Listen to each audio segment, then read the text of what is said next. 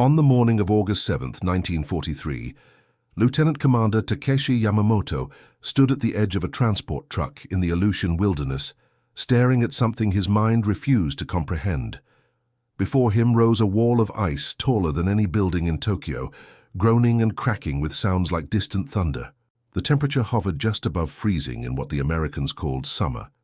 Yamamoto and 47 other prisoners of war from the Imperial Japanese Navy had been told they were going on a work detail. Now, watching this frozen monster carve chunks of ice the size of houses into a milky green lake, they were certain they were witnessing their final destination. What these men believed in that moment, that they were being taken to a frozen wasteland from which there would be no return, would be shattered by an act of cultural exchange so unexpected that it would haunt their understanding of warfare for the rest of their lives. Before we dive into this story, make sure to subscribe to the channel and tell me in the comments where you're watching from. It really helps support the channel. This is the story of how a glacier became a bridge between enemies and how the vast wilderness of Alaska transformed warriors into witnesses of a world they never knew existed. Lieutenant Yamamoto had been captured 3 months earlier during operations in the Aleutian Islands. His submarine had been disabled by depth charges off the coast of Attu Island, forcing the crew to surface directly into the sights of an American destroyer. Of the 62 men aboard, only 21 survived the frigid waters. Those who made it were processed through a bewildering system that treated them not as the honorable warriors they believed themselves to be, but as prisoners requiring medical care, food, and surprisingly, education. The camp where they were held was located near Excursion Inlet, Alaska, a temporary facility established to house Japanese prisoners captured during the Aleutian campaign. The facility could hold up to 500 prisoners, though it rarely exceeded 200 at any given time. It was constructed of simple wooden barracks, surrounded by dense forest on 3 sides and the cold waters of the inlet on the 4th. Their escape was theoretically possible, but practically impossible. The nearest Japanese-held territory was over 1,200 miles away, across some of the most hostile waters and wilderness on Earth. Petty Officer First Class Hiroshi Nakamura kept a secret diary during his imprisonment, written on scraps of paper he collected from the camp office where he worked as a translator. His entries provide a window into the psychological state of these men, torn between the warrior code of Bushido that demanded they never surrender and the bewildering reality of American captivity. 23rd day of captivity, Nakamura wrote in careful characters. We are fed 3 times daily. The portions are larger than what we received aboard our vessel. This makes no sense. We are defeated enemies. Why do they feed us as though we are valued? Some of the men weep at night, not from hunger, but from shame and confusion. We expected harsh treatment. We expected the worst. Instead, we receive blankets and medical care for our wounds. Tanaka-san's infected leg has been treated by their doctor. He will not lose the limb. We do not understand. The camp commander was Colonel Robert Harrison, a career Army officer from Vermont, who had studied Japanese language and culture at the Army War College before the conflict began. Harrison was 52 years old, heavy-set, with graying hair and a manner that the Japanese prisoners found utterly confusing. He would walk through the camp, stopping to observe their activities, occasionally attempting to speak Japanese with an accent so thick it was nearly incomprehensible. He never shouted. He never struck anyone. These facts disturbed the prisoners more than violence would have. Harrison had a theory about prisoner treatment that he'd developed after reading extensive reports about Japanese military indoctrination. He believed that the most effective way to undermine enemy morale wasn't through deprivation or cruelty, but through exposure to the overwhelming material and natural resources of the United States and its territories. He wanted these men to return to Japan someday, after the war ended, and tell their countrymen what they had seen. He wanted them to become living testimonies to the impossibility of victory. The Glacier excursion was his idea. On the morning of the trip, Sergeant First Class Marcus Wheeler, a former park ranger from Montana, was assigned as the primary guide. Wheeler was 31, tall and rangy, with a weathered face and hands scarred from years of outdoor work. He spoke no Japanese, but had a gift for communication through gesture and expression that transcended language barriers. "Listen up," Wheeler told the assembled American guards before the prisoners were loaded onto trucks. "This isn't a punishment detail. The colonel wants these men to see the Mendenhall Glacier, wants them to understand the kind of country they're dealing with. You keep your weapons secured unless there's an actual threat. We're going to treat this like we're taking tourists on a nature expedition, understand? Because that's exactly what we're doing." The guards, mostly young men from the lower 48 states, exchanged uncertain glances. The concept seemed absurd. Take enemy prisoners on a sightseeing tour? But orders were orders. The prisoners were roused before dawn and told to dress warmly. They were issued heavy coats, American military surplus, and loaded onto 3 canvas-covered trucks. No one explained where they were going. This was intentional on Harrison's part. He wanted the impact to be total and immediate. Yamamoto sat in the first truck, watching the landscape change through gaps in the canvas. The forest grew denser, the mountains higher. The road climbed steadily. He tried to make sense of it. Perhaps they were being taken to a remote location for harsh labor. Perhaps the Americans had finally tired of feeding them and maintaining the pretense of humane treatment. It would almost be a relief, he thought. At least difficult work would end the cognitive dissonance of honorable defeat and compassionate captivity. Beside him, Seaman Kenji Sato gripped the bench with white knuckles. Sato was 19 years old, the youngest prisoner in the group. He had lied about his age to join the Imperial Navy, eager to serve the Emperor. Now he whispered prayers to gods he half believed in, certain that whatever awaited at their destination would be terrible. When the trucks finally stopped and the canvas was pulled back, the prisoners climbed out into a world transformed. They stood in a valley dominated by a river of ice that seemed to stretch to infinity. The Mendenhall Glacier rose before them, its face towering over 100 feet high at the terminus, fractured and sculpted into fantastic shapes. The ice glowed with an internal blue light where the sun penetrated its depths. The scale was beyond anything in their experience. "Dear gods," Sato whispered, his prayers forgotten. Wheeler gestured for the group to follow him along an established trail that led closer to the glacier's face. The prisoners moved in a tight group, uncertain and afraid, expecting some trap to be sprung. The American guards spread out casually, some actually smiling as they walked. Their relaxed demeanor was almost as unsettling as the geological marvel before them. Nakamura, always observant, noted everything in his mental catalogue for later transcription. The way the ice creaked and groaned, the small icebergs floating in the lake at the glacier's base, the absolute clarity of the water, the birds, he had no names for them, that wheeled overhead, the air itself so clean it almost hurt to breathe. Wheeler stopped the group about 200 yards from the glacier's face and began speaking through an interpreter, a Japanese-American soldier named Private James Takahashi. Takahashi was from California, 24 years old, and carried the complicated burden of translating for men who viewed him as a traitor to his ancestors. "Sergeant Wheeler says this glacier is over 3,000 years old," Takahashi translated, his voice carefully neutral. "It weighs approximately 200 billion tons. It moves forward approximately 2 feet every day, but it also melts. So the terminus, the front edge, stays roughly in the same place. The ice you're looking at fell as snow before the Roman Empire existed." The prisoners stared. The numbers were too large to grasp. 3,000 years. 200 billion tons. These Americans spoke of their land's natural features with the same pride that Japanese officers spoke of the emperor's divine lineage. Then the glacier calved. The sound came first, a crack like artillery, then a deep groaning that seemed to come from the earth itself. A section of the ice face, perhaps 80 feet tall and 200 feet wide, separated from the main body and toppled forward into the lake. The impact sent waves racing across the water and kicked up a blast of frigid air that washed over the group even at their distance. Several prisoners dropped to their knees, certain this was some kind of natural punishment. Wheeler laughed, not cruelly, but with genuine delight. Through Takahashi, he explained, "That happens several times a day. The glacier is alive, always moving, always changing. This is normal. This is what ice does in Alaska."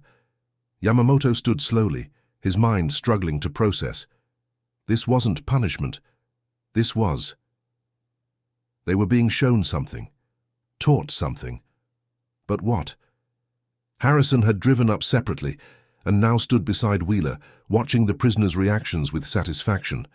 He'd brought a thermos of coffee and paper cups. Through Takahashi, he offered coffee to the prisoners. Most refused initially, but Yamamoto, deciding that if this was the end, it was the strangest end imaginable, accepted. The coffee was hot, strong, and contained real sugar. Luxuries. "Tell them," Harrison said to Takahashi, "that this glacier is one of 38 major glaciers in Alaska. Tell them that Alaska is twice the size of their entire home country. Tell them that this territory, just this one territory, could contain Japan and still have room left over. Tell them we consider it mostly empty wilderness, barely worth developing." Takahashi hesitated. "Sir, that might sound like bragging. It might offend them." "That's exactly the point, Private. I want them offended by the scale. I want them to understand what they're fighting against. Translate it."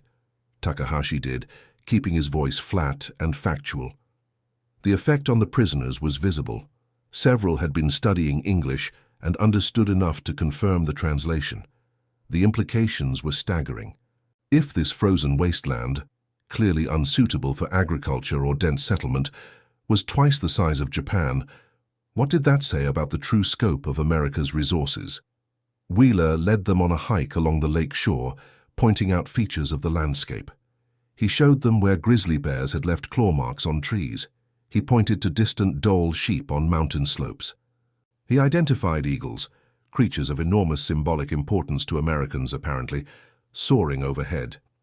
He picked up rocks and explained their geological origins, speaking through Takahashi about tectonic forces and volcanic activity that had shaped the land over millions of years. The prisoners walked in silence, absorbing information that contradicted everything they had been taught about the decadent, weakened Americans. These captors were teaching them geography and natural history as though they were students rather than enemies. Nakamura found himself walking beside Private Takahashi. In careful Japanese, Nakamura asked, "Why? Why show us this?" Takahashi glanced at him, then forward to where Harrison and Wheeler were deep in conversation. "I can only guess," he said quietly, "but I think the Colonel wants you to carry a message home. When this war ends, and it will end, he wants you to tell people what you saw. The glacier, the land, the food we fed you, the medical care. He wants you to be living proof of America's abundance. We are to be propaganda," Yamamoto said, having drifted close enough to hear. "Maybe," Takahashi acknowledged. "Or maybe he just thinks that if you understand what you're really fighting against, you'll choose peace when given the chance. I don't know. I'm just a translator." They stopped for lunch. The Americans had brought sandwiches thick with meat and cheese, more food in one meal than most Japanese civilians were seeing in a week by 1943. The prisoners ate slowly, some crying quietly as they chewed. The abundance was overwhelming. It was devastating. Every bite confirmed their absolute defeat in ways that battlefield losses never could. Sato sat beside Nakamura, staring at his half-eaten sandwich. "My sister writes that they are eating grass mixed with rice to make it last longer. Our mother gave away her wedding ring to buy black market fish, and we sit here, eating beef as though it grows on trees. What does this mean? What are we?" "We are witnesses," Yamamoto said quietly, joining them. "We are being made to witness something. I begin to understand the purpose." The afternoon brought more revelations. Wheeler led them to a spot where they could see multiple glaciers in the distance, counting them off. 1, 2, 3, 4, visible rivers of ice stretching between mountains. He explained that these were just the ones they could see from this single viewpoint. There were hundreds more throughout Alaska. Harrison produced a map and spread it on the hood of one of the trucks. Through Takahashi, he walked them through the geography of Alaska, showing them the vast distances, the abundant resources, fisheries, forests, minerals, oil deposits that had been discovered but barely exploited. He showed them maps of the continental United States, explaining the agricultural capacity, the industrial centers, the railway networks. Your strategists knew these numbers, Harrison said through translation. They had intelligence reports. They knew what they were committing to when they launched their campaign. But knowing numbers on paper and seeing reality are different things, aren't they? Yamamoto studied the map with the intensity of a staff officer, which he had been before his submarine posting. The scales were annotated in both miles and kilometers. The distances were crushing. Japan's entire home islands would fit comfortably inside Alaska with room to spare, and Alaska was just one piece of a nation that stretched across an entire continent. How, Yamamoto said slowly, carefully, did your leaders convince so many people to cross such an ocean, to build in such an empty place? The hardship must have been immense. Harrison smiled, genuinely pleased by the question. They came because they wanted to, because they could own land here, start businesses, build lives. Freedom to pursue your own prosperity is a powerful motivator, Lieutenant. More powerful than obedience to authority. Through Takahashi, a careful ideological debate began. Yamamoto argued for the virtue of collective purpose and sacrifice for the greater good. Harrison countered with the creativity and productivity unleashed when individuals pursued their own interests. Neither convinced the other, but both found themselves surprised by the thoughtfulness of their opponents' positions. As the afternoon wore toward evening, Wheeler led them to one final vantage point. From here they could see the glacier extending back into the mountains, a frozen river stretching miles into the distance. The setting sun turned the ice gold and pink, colors that seemed impossible for frozen water to reflect. Before the war, Wheeler said through translation, I worked as a ranger in Glacier National Park in Montana. That's on the other side of the continent. We have glaciers there too, different from these, but just as magnificent. After the war, I'll go back to that work. This conflict is temporary. The land is permanent. These glaciers will be here long after everyone in this valley today is gone. That gives me perspective. Nakamura wrote these words in his memory, knowing he would transcribe them that night. The American spoke of after the war with casual certainty, as though Japanese defeat was so assured it wasn't worth discussing. But he spoke without hatred, without triumph. Just stating facts, like the age of ice. The return journey was quiet. The prisoners sat in the trucks, wrapped in borrowed coats, thinking thoughts they could not yet articulate. They had been shown something that could not be unseen. The glacier had been millions of tons of evidence that their understanding of the world was incomplete. Back at camp that night, Nakamura wrote his most detailed entry yet. I understand now what they are doing. They are not trying to break our bodies or even our spirits in the traditional sense. They are breaking our certainty. Every meal, every medical treatment, every act of casual abundance chips away at what we were taught about the weak Americans who could not endure hardship. Today they showed us a river of ice, larger than our largest battleship, and called it one of many. They showed us land that could swallow our home islands and called it mostly empty. They fed us better than our own civilians eat, and called it standard prisoner rations. How does one maintain belief in inevitable victory against an enemy who takes you to see glaciers to prove they have already won? The mountain asked us no questions. The ice offered no insults.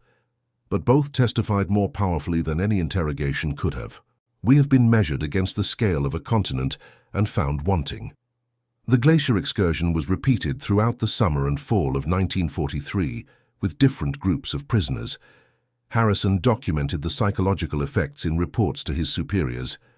He noted decreased resistance to work assignments, increased cooperation with camp administration, and a subtle but measurable shift in how prisoners spoke about the conflict when they thought no one was listening. One guard, Corporal Dennis Murphy, wrote to his wife in Boston, Ma, you wouldn't believe it if you saw it. We took Japanese prisoners to see the Mendenhall Glacier today. These are guys who were ready to fight to the end, who we pulled half drowned from the ocean, and they stood there looking at that ice like it was going to consume them. Then the Sarge explained how old it was, how big, how many more there are just like it all over Alaska. You could see something change in their faces, not defeat exactly, something deeper, like they were recalculating every assumption they'd ever made. It was strange, seeing that happen, made them seem more human, you know? Like they were capable of changing their minds when faced with evidence. By the winter of 1943 to 44, word of the Glacier excursions had spread through the scattered network of Japanese POW camps across the Pacific Theater. Some prisoners requested to be transferred to the Alaska camp, specifically because they had heard that prisoners there were treated well and even taken on educational outings. This information itself became a tool. Cooperation in other camps sometimes yielded transfers to better conditions, including potentially Alaska. Yamamoto spent 2 years in the Alaska camp. During that time, he learned functional English, assisted in translating Japanese technical documents, and participated in multiple educational excursions to various natural sites around the territory. He saw forests where single trees were hundreds of years old. He saw salmon runs where millions of fish fought their way upstream. He visited a small cannery operation and watched as automation and abundance combined to produce more canned fish in one day than his entire village back in Japan could have consumed in a month. Each experience reinforced the central lesson: scale. America's strength wasn't just military or industrial, it was geographical, natural, a function of almost incomprehensible space and resources. Japan was fighting an opponent who could absorb devastating losses and barely notice, who could feed prisoners better than their own civilians ate, who could afford to use wilderness, the size of entire nations, as recreational space. When the war ended in August of 1945, Yamamoto was among the prisoners who heard the Emperor's surrender broadcast on the camp radio. The announcement was met with tears, with rage, with resignation, but not with surprise. By then, most of the Alaska prisoners had already internalized their defeat. The Glacier had taught them months or years before the official acknowledgement. Repatriation began in early 1946. Yamamoto sailed from Alaska in March, part of a group of 214 prisoners returning to a Japan transformed by occupation and devastation. He carried with him his memories, several carefully preserved photographs that Harrison had given him showing the glacier and other Alaska landscapes, and a profound confusion about the nature of his captors. Nakamura returned in May of the same year. His diary entries, carefully preserved through 2 years of captivity, would eventually be published in Japan in the 1950s, becoming a minor but influential memoir of the war. In it, he wrote about the paradox of the Glacier experience. We were shown beauty by our captors. This simple fact contained complexities we are still unraveling. Were they being kind or cruel? Was it generosity to share their magnificent natural heritage with us? Or was it psychological warfare to demonstrate their abundance? I believe it was both and neither. They showed us the glacier because it was there, because they were proud of it, because they wanted us to understand the truth of our situation. In that frozen river, we saw the future, not just of the war, but of the relationship between our nations. We would lose because we were fighting against gravity itself, against geological forces we had no hope of moving. Wheeler returned to Montana after the war and resumed his career as a park ranger. He gave occasional talks about his experiences in Alaska, focusing on the natural history rather than the military aspects. In a recorded interview from 1967, he reflected on the glacier excursions. People sometimes ask if I felt strange, taking enemy prisoners to see something beautiful while we were still at war. But I never saw them as just enemies. They were men who'd been taught certain things about the world, and those things turned out to be wrong. The glacier was just nature, impartial and eternal. It wasn't American or Japanese, it just was, and that truth that there are forces and realities bigger than our conflicts seemed important to communicate. Did it end the war faster? Probably not. Did it plant seeds that maybe grew into something later, when Japan had to rebuild and choose what kind of nation to become? Maybe. I'd like to think so. Harrison retired from the Army in 1947 and took a position teaching military history at a small college in New England. His papers, donated to the Army War College archives after his passing in 1973, included extensive notes on prisoner psychology and cultural transformation. In one memo, never sent but preserved in his files, he wrote, "Traditional methods of prisoner management assume the goal is to extract information or prevent resistance through intimidation. I operated under a different assumption, that these men, if they survived the war, would help shape Japan's future understanding of America and the world.